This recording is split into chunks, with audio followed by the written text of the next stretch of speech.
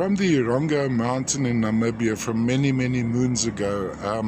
What's interesting about these quartz crystals, on first glance you actually think you're looking at calcite. It almost has a calcite-like formation. Perched on top of these crystals would be tiny albiite tourmaline crystals, so with strong lighting you'd actually see multiple colors. Something very interesting about the Irongo, I saw one of my suppliers who deals with a lot of Namibian material the other day, and I actually asked him this big question because he happened to bring me quite a few shoal tourmalines, and in actuality, even the shoal tourmaline, when you take it on a very thin cross-section, it's multicolored, which would be, technically speaking, more of an albiite tourmaline than a shoal tourmaline.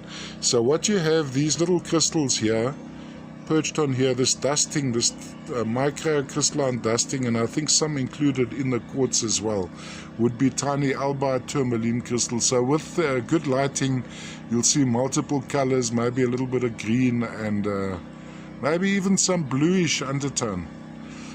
From a display point of view, you could have it lying flat on a turntable going around like this. Oh, and then we have, I vaguely gave you a glimpse of the other side, but let's just go into more detail here. I find this pretty interesting. There's a thin layer of chalcedony coating those quartz crystals. Almost a yellowishness to this quartz formation over here. More typical, the quartz crystals you see on this side are more typical of the habit of quartz, whereas on this side, quick glance, I actually thought it was calcite when I first encountered these.